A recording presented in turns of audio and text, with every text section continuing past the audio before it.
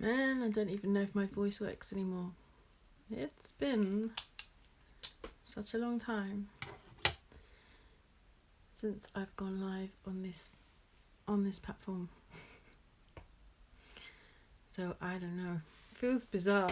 It feels really bizarre. It feels like I've gone through this transformation of some sort. I hear Yukiko, my soul sister. So it's a bit early in the day. I'd normally do this later, but plans tonight to have a barbecue down the beach. So I'm excited about that. Because I haven't had any fun for such a long time. I'm just so keen to well, Yukiko, you know, if you want to come on, just let me know. We have been discussing how to change our being, how to be, because I think it's the one thing that fascinates me. I mean, I've been practicing yoga for over 20 years, and more so now I've got into the philosophy and the life skills of ancient sages, and I see their teachings come through on everything. I see their teachings come through on all of the self-development that we do now. It's just scribbled. It's scribed in a different way. And I think that's what made me, I've just launched my journal, my first journal, and I'm so delighted with it. It's gorgeous. But it highlights all of the things that we can do, that we have. Let's face it, at the moment, currently, culturally, globally, there is a mass adjustment occurring, and yay. I'm going to stay to the end because I'm going to tell you some exciting stuff that we're going to do. We're going to be doing an event. So yeah, hang on. I'm going to talk about that, myself and Yukiko. And yeah, so globally, culturally, our behaviour, everything is being...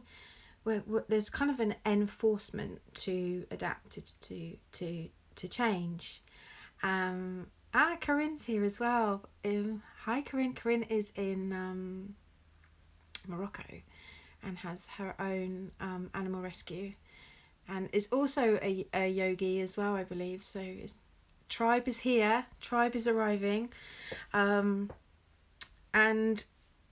the things that really I work on every day. We have a practice every morning.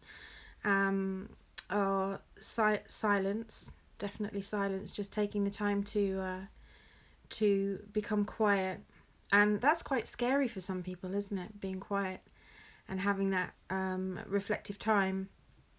And I think over time you can build up how quiet and for how long you want to be. I mean, meditation in terms of in Buddhist terms, it's becoming familiar with oneself, and I think when we've had really busy lives, and maybe having a job that is taking us away from who we truly are, maybe having responsibilities, family, financial, anything really that takes us further away from ourselves, is going to make meditation quite hard. So I said this to Yukiko last night. I said, if I ever asked the universe what shall I do, it was dance. And that was what I used to do as a child. Literally, this will make you laugh. When I was young, I'd find any prop that I could to create a performance. So if my dad was always doing DIY, so there was just stuff everywhere. Always managed to get my hands on it. So I used to get the lino from the kitchen that was not being used, or might have been being used, but then taken by me. And then curtain fabric, rope, make a great big stage, and stuff like that. And I just absolutely loved it. I would just kind of like expand myself into this creative like craziness. And the other time I think I tried to be a majorette with a piece of copper tubing. Copper tubing and these bright orange curtains I made a dress with. So I was so flamboyant as a child. And so I'm just going to close my door. Bear with me 1 second. Excuse the creative. I planned all of this here for you.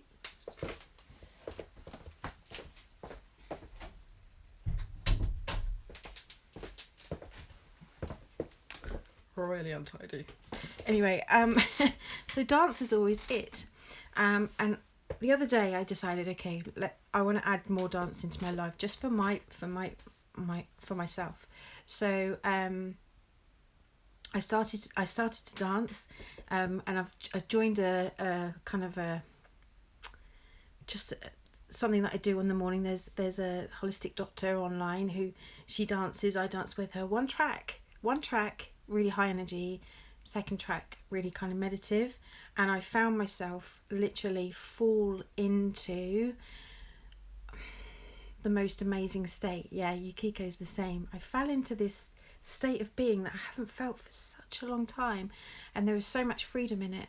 And over time, we have been practicing a routine every morning, that starts 6:30 a.m. GMT, where we cover everything: reading, scribing or journaling, gratitude, your top essential things to do, movement, breathing, life skills. And it literally has transformed my life. But what I've realised is that it's actually part of what I do already as a practicing yogi, but I lifted my spirit up.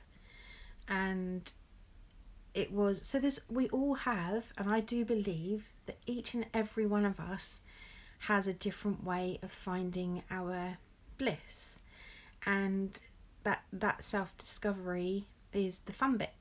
And when you find it and you work with it, obviously it's going to transform you, it's going to change.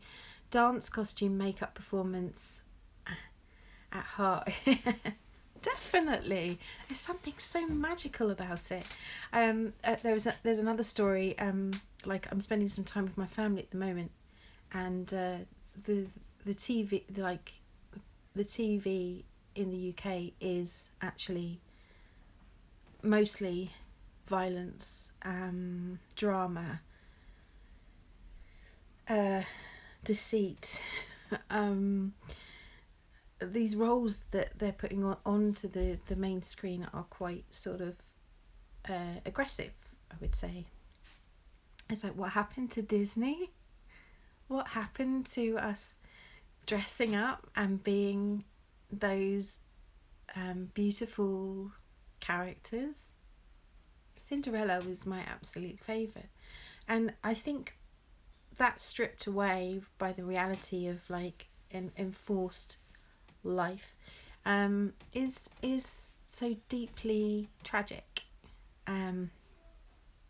I was in love with the old movies when I was a kid. I used to embrace the romance, but it wasn't about finding a relationship or the man. It was everything about the film, the colour, the movement, the expressions, the sounds. And I think if you can move into all those hair, when you move into those, I did my hair especially, those things that trigger you into a sense of bliss, then that's the most magical thing we have as a human being, I think. Moving away from the dense kind of three-dimensional everyday, moving around doing practical things, to a kind of five-dimensional sensitivity, which I think is really actually fucking sexy, you know, on your own. But not sexy as in like a sensuality. That's the thing, which I think we just become so unidentified with, and we've become so unidentified with that playtime for adults is either, I don't know, there's not much about it. It's not much about, is there? Like, pause. What do you do to make yourself feel good as a human being over the age of 40? Yes, it's very hypnotic and stuff. It is. And so playful. It's so playful. And so I'm just embracing it. So I'm going to start dancing online. I'm going to start just doing a couple of sessions, which is really brave of me because you've only seen me from like here up. And I've danced all my life from the age of 4. I was either dancing or I was making a mess with paint. So it's in me and I can't fight it. So yeah, I'm really excited about that. I'm just going to do it for the sheer like goddamn hell of it and have fun, because I want my tribe to join me. And I know that Yukiko would be so up for this. You'll have to do one as well, definitely, because Yukiko is a performer who lives in New York, and I've seen a lot of Yukiko's work online. Go and visit Yukiko's page. Her dancing and expression is so free. I'm actually quite sort of jealous of the freedom that you express in your movement, and I think go and have a look and go and see, because it is so beautiful, and we should be doing more of it, especially us feminines who are maybe single and just have so much life in us, you know, so much kind of to express, and also our influence is very externalized. Like we, you know, there's a lot of programming I find really toxic. a lot of programming that we almost feel like we have to adjust to and adhere to, even now with the social climate. So it's almost, I feel like I've been gently sort of teased into doing more dance as a meditation, and I just, the feeling is amazing. It feels so good. So raising your state.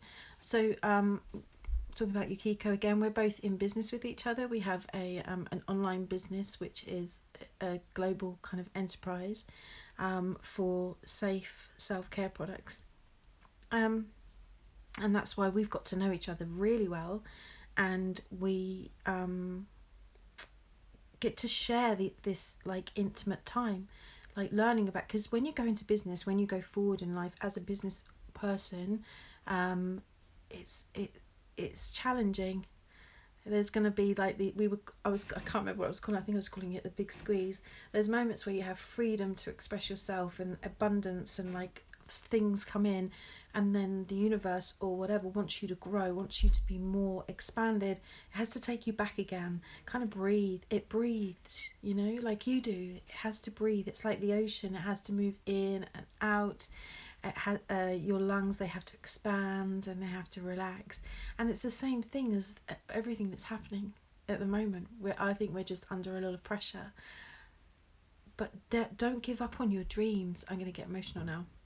Don't give up on what you really believe in when these times come around, because as you travel through them, you become the person that you need to be on the other side. If you let that squeeze just stop you, you'll stay where you are,